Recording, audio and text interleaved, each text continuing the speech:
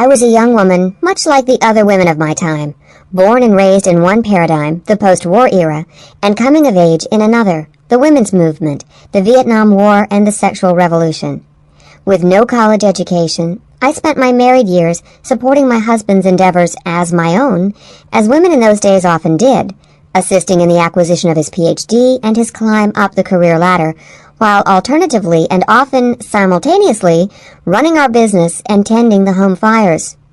I thought myself quite ordinary, small in stature, not quite 5'3", with black hair and deep, dark eyes. I also inherited above-average intelligence, a generous amount of common sense, and a work ethic from both sets of immigrant grandparents. Unfortunately, colleges don't give out degrees in experience, because eventually I gained a wealth of knowledge from being the operating partner in our business ventures.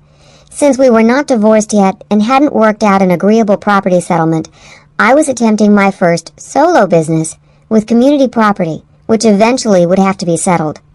I was opening a closed restaurant without ever having worked in one, but running a business, any business, was not a fearful thing to me, as I viewed businesses simply as inflows and outflows, with only the working parts varying from context to context.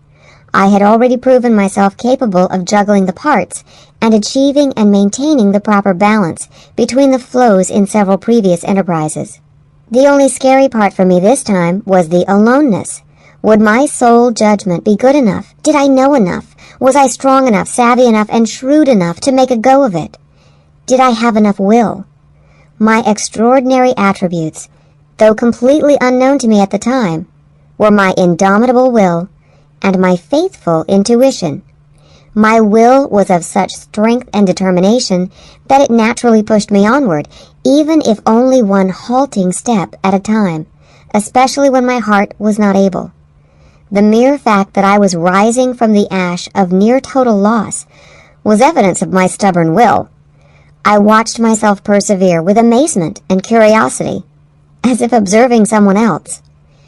Since my childhood, I had been intermittently and only vaguely aware of my intuition as a way of noticing and feeling things about people or situations, especially despair and misery, the inhumanity, as though I were inside the experience myself.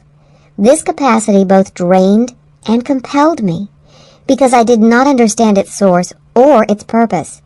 I felt deeply the unspoken messages of fear in human relationships, bureaucratic policies, pointless rules, and bizarre behaviors that enslaved people, and I was baffled by why these things continued to stand unchanged, let alone unchallenged.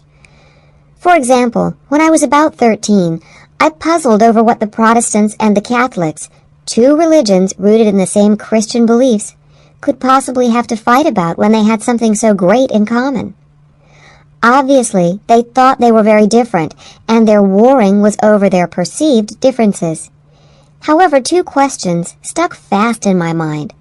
Why could they only focus on the difference? Why would they continue to fight if they could see what they had in common? In my first job at the telephone company, I worked in the poorest area of the city. There, my intuition called me to notice that the average telephone bill in this area was considerably above the citywide average.